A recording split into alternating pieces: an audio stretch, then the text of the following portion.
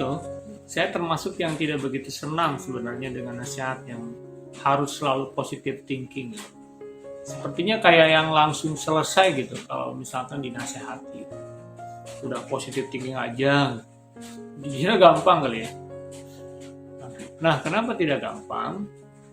Ada dua tipe kepribadian dalam hal ini. Yang memang ada bakat sering berpikir positif. Ada juga yang punya bakat sering berpikir negatif. Makanya kalau ada orang yang nyoba untuk berpikir positif tapi susah, itu karena memang dia punya bakat sering berpikir negatif. Apakah itu jadi lebih jelek ketimbang yang punya bakat sering berpikir positif? Tentu tidak, karena kalau terlalu sering berpikir positif juga nggak bagus, terlalu polos, atau bahkan bisa ditipu orang. Memaksakan berpikir positif padahal sebenarnya susah, setelah banyak dicoba, itu juga nggak baik. Ada banyak laporan penelitian dalam psikologi yang menyebutkan bahwa perlu ada kendali gitu, saat kita menerima sebuah informasi. Dan kendalinya tidak langsung kita berpikir positif. Berpikir positif yang dimaksud memikirkan hal yang baik, hal yang pasti baik terjadi. Tapi kita pengen hal baik terjadi, tapi kenyataannya malah tidak gitu kan. Ya, jika sering kayak gitu, itu justru memicu stres, kecemasan, bahkan depresi. Ada banyak kan saran dari orang-orang atau motivator-motivator untuk berpikir positif. Kalau nyari tentang berpikir positif pasti banyak banget, Google lah, di YouTube tips mudah berpikir positif, banyak banget ya. Tapi pas dicobain, dipraktekin, nggak bisa juga gitu. Katanya dengan afirmasi gitu. Afirmasi itu sugesti buat diri sendiri, kayak bilang besok ulangan pasti aku bisa, prestasi nanti pasti orang-orang akan senang, dan lain-lain. Tapi pas dicoba malah makin stres, cemas gitu. Bagi sebagian orang hal itu bisa aja berhasil karena dia jadi makin pede gitu. Tapi tidak untuk orang yang memiliki bakat sering berpikir negatif. Semakin diafirmasi, malah makin cemas. Apalagi terlalu sering punya pengalaman yang tidak menyenangkan. Tidak sedikit dari mereka malah jadi makin kikuk gitu, nggak pede gitu. Nah, sebenarnya perlu ada koreksi mengenai konsep berpikir positif ini. Perlu ada penempatan yang tepat saat kita harus berpikir positif. Sebenarnya juga nggak ada yang netral. Kalau misalkan kita mendapati sesuatu yang kita akan nilai antara positif, negatif, atau ragu-ragu. Setiap suatu kasus yang kita hadapi, pasti kita punya preferensi dalam pikiran kita. Positif, negatif. Setelah dijalani, kita akan berkesimpulan. Kesimpulan inilah yang harus kita latih, analisis. Sehingga kita memiliki pikiran yang tepat dalam menilai masalah. Apakah harus tenang dan rileks, atau justru cemas dan mempersiapkan diri dengan keadaan terburuk.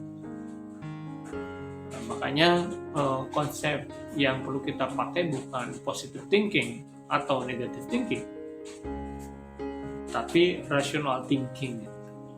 Rational thinking ini kita menilai berdasarkan realitas, pengalaman, dan pengetahuan kita mengenai masalah yang kita hadapi.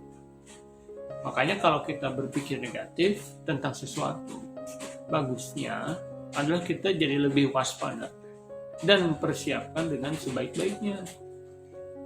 Karena saat itu kita berpikir secara rasional. Kalau nggak rasional kan malah cemas, panik, nggak bisa tidur, tapi nggak ada yang disiapkan atau dikerjakan. Pada tahun lalu, tepatnya tahun 2019 kemarin, saya melakukan penelitian terhadap anak-anak SMA kelas 10. Penelitian itu mempertanyakan apakah prestasi anak SMA itu dipengaruhi oleh kecerdasan dan kecemasan. Kalau dari dulu kan, kecerdasan itu pasti memberikan kontribusi terhadap prestasi akademik. Jadi pas saya meneliti juga sama, ya, kecerdasan tetap menjadi kontribusi terbaik untuk prestasi akademik. Tapi beda ternyata dengan kecemasan. Ternyata kecemasan tidak memberikan pengaruh secara signifikan terhadap prestasi akademik. Artinya kalau kita cemas tapi cerdas, kita punya kecemasan tapi cerdas, kita bakal tetap berprestasi asal belajar gitu loh. Orang yang punya kecemasan itu kan salah satu gejalanya ya dia berpikir negatif akan masa depan. Maksudnya terhadap hal yang belum terjadi gitu. Sehingga bagi mereka yang memiliki kecemasan yang tinggi, mereka lebih mempersiapkan diri untuk belajar. Karena takut nilainya jelek gitu. Jadi dia lebih nyiapin.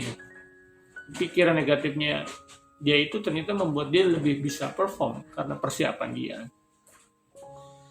Nah, tapi pikiran negatif yang tidak terkendali, kekurangannya adalah dia jadi nggak tenang, panik, nggak bisa tidur, dan lain-lain. Nah, biasanya yang begitu karena persiapan dia untuk menghadapi masalah belum dia tuntaskan. Makanya kalau misalkan kita punya bakat negatif thinking, kita harus berlatih untuk menilai masalah secara rasional, yang disebut rational thinking tadi. Misal saat kita cemas karena persiapannya kurang, maka kita perlu rasional dengan menerima keadaan itu. Contoh, cemas ujian semester besok jelek, karena kita tahu kalau kita nggak ngerti sama yang kita pelajari, jadi kita cemas gitu. Coba diidentifikasi, kenapa kita nggak ngerti?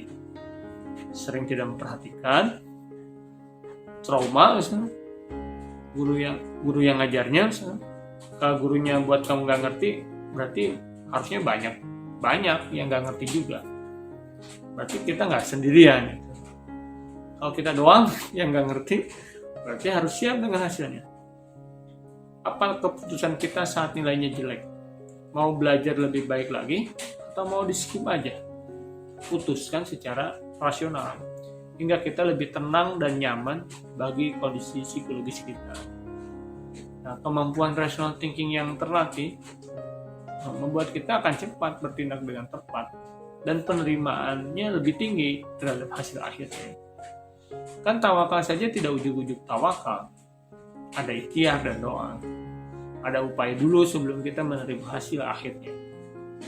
Nah, jika kita terlatih rational thinking, kita akan lebih cepat bertindak dengan benar. Nah, bagi yang memiliki bakat positive thinking tadi, pasti dia akan menampilkan dirinya lebih tenang. Karena dia berpikir bahwa akan baik-baik saja. Bagus, dia lebih sejahtera secara psikologis, kalem, riang, santai gitu. Tapi jika tidak rasional dalam menanggapi suatu kasus, maka akan berakibat buruk. Dia polos, mudah ditipu, gitu. Ceplas-ceplos, nyakitin hati orang, dibohongi, kurang persiapan, akhirnya hasilnya tidak optimal. Jadi untuk semuanya ya, jangan terlalu berlebihan untuk positive thinking dan jangan pula berlebihan untuk negative thinking. Setiap yang berlebihan pasti tidak baik. Di tengah aja, rational thinking.